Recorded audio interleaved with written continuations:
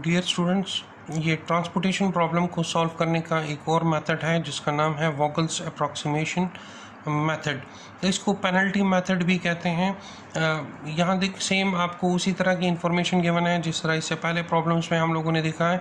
आपके पास 4 destinations given हैं और 3 आपके पास सोर्सेज गिवन हैं। सप्लाई आपके पास है और डिमांड आपके पास मौजूद है। ये जो वैल्यूज़ हैं ये transportation cost for a single product from any particular source to a particular destination. सबसे पहले आप ये देखें कि ये बैलेंस्ड प्रॉब्लम है कि नहीं है। तो 300 प्लस 400 प्लस 500 इससे आता है 1200 और 250 plus 350 plus 400 plus 200 it also makes 1200। तो यहाँ पर दोनों से आपके पास 1200 आ रहा है। That means this is a balanced transportation problem. अब देखिए इसको हमने सॉल्व करना है यूजिंग वोगल्स अप्रॉक्सीमेशन मेथड। मैंने आपको पहले भी बताया इस वोगल्स अप्रॉक्सीमेशन मेथड को पेनल्टी मेथड भी कहते हैं। तो देखें इसको सॉल्व करने का तरीका सेम, यही टेबल यही वैल्यूज़ मैंने इधर भी रिप्लेस कर दी हैं। ठीक है, अब देखें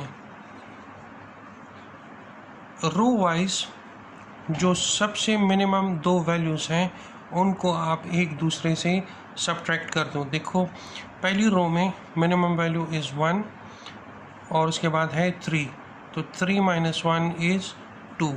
ये 2 आप इधर इसके सामने लिख दें। This 2 is basically the penalty for this row. इसी तरह यहाँ पर आप देखें जो मिनिमम है दैट इज़ 2 and 5। तो 5 और 2 के दरम्यान डिफरेंस कितना है, 3 का है, तो आप इधर 3 लिख दें। इसी तरह इस रो में 2 और 3, तो इन दोनों का डिफरेंस 1 है, तो आप यहाँ पर 1 लिखिएगा। इसी तरह कॉलम में भी आप देखें 3 और 2 यही 2 सबसे छोटे नंबर हैं और इनका डिफरेंस क्या है 1, तो आप यहाँ पे 1 लिखिएगा। ठीक है, इसी तरह सेकंड कॉलम में देखें आपके पास 1 और 3 है, 1 और 3 का डिफरेंस 2 है, तो आप इधर 2 लिखिएगा। यहाँ पे डिफरेंस 3 और 5 का है, 3 और 5 का डिफरेंस 2 है, तो वो आप लिखिएगा 2। यहाँ पर 4 और 2 है, 2 स्मॉलेस्ट नंबर, इन दोनों का डिफरेंस कितना है 2, तो आप इधर लिखिएगा 2। अब ये जो पेनल्टीज़ आपने कैलकुलेट की हैं इसमें से जो मैक्सिमम पेनल्टी होगा आपने वो जिस भी कॉलम में हो और जिस भी रो में हो आपने वहाँ से स्टार्ट करना है। तो देखिए 1 2 2 3 1 3 एंड 2, तो मैक्सिमम इस 3 ये आपके पास इस रो में आ रहा है, तो आपने इस रो से एलोकेशन स्टार्ट करनी है। कहाँ पर एलोकेशन करनी है, अब इस रो में से जो सबसे मिनिमम वैल्यू होगी उसमें आपने एलोकेशन करनी है। तो सबसे मिनिमम वैल्यू ये 2 है, तो आपने एलोकेशन यहाँ पर करनी है। तो देखें इसकी डिमांड कितनी है 250 और इसकी सप्लाई कितनी है 400, तो आप इसकी डिमांड 250 आप पूरा कर सकते हो, तो आप इसको 250 एलोकेट करोगे। जब ये 250 आपने इधर एलोकेट कर दिया तो दिस बिकम 0 और यहाँ से आप 250 माइनस करोगे तो आपके पास क्या बचेगा 150। जब ये 0 हो गया तो फिर आपको बाकी इसी कॉलम का जो रिमेनिंग सेल्स हैं उनको क्रॉस करना पड़ेगा, उनको आपको वैल्यूज़ नहीं पुट करनी। अब जो रह गए हैं अब आपने दोबारा इनकी पेनल्टी कैलकुलेट करनी है। तो देखिए फर्स्ट रो में अब 1 और 4 हैं, 1 और 4 के दरम्यान डिफरेंस कितना है 3 का, तो आप इधर लिखिएगा 3। इसी तरह यहाँ पे 5 और 6 2 छोटे नंबर हैं, तो इनका डिफरेंस 1 है, तो वो 1 आ जाएगा।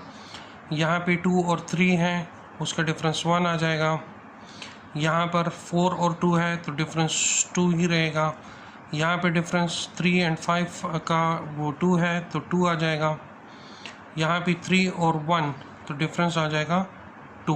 ये तो ऑलरेडी ख़त्म हो चुका है, 0 हो चुका है, इसको करने की ज़रूरत नहीं।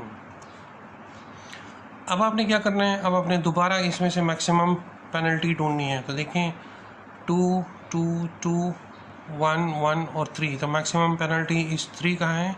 तो इस रो से अब आपने एलोकेशन करनी है। इस रो में कहाँ पर एलोकेशन करेंगे? जहाँ सबसे मिनिमम वैल्यू होगी। तो इन तीनों में से मिनिमम वैल्यू यहाँ पर है 1 की, यहाँ आपने एलोकेशन करनी है।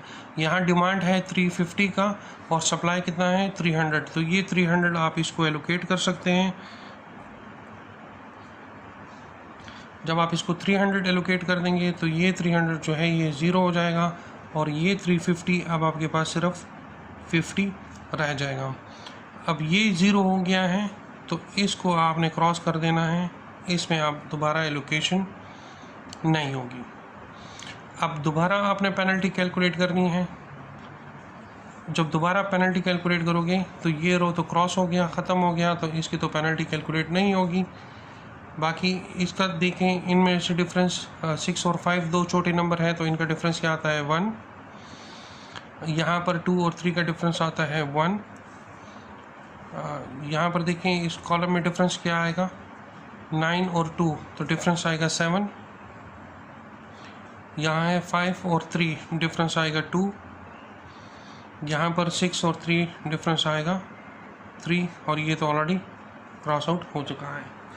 तो अब आप देखें, अब आपके पास मैक्सिमम कौन सा है? मैक्सिमम ये 7 है, तो आपने इस कॉलम में एलोकेशन करनी है। इस कॉलम में ये 2 वैल्यूज़ बाकी हैं, तो जो मिनिमम वैल्यू है उसमें आपने एलोकेशन करनी है। डिमांड 200 है, सप्लाई 500 है, तो ये 200 आप इसको एलोकेट कर सकते हो। जब ये 200 आप एलोकेट करोगे तो ये 200 बिकम 0 और ये 500 जो है ये अब बन जाएगा 300। ये 0 हो गया तो ये कॉलम भी अब आपके पास ख़त्म हो जाएगा।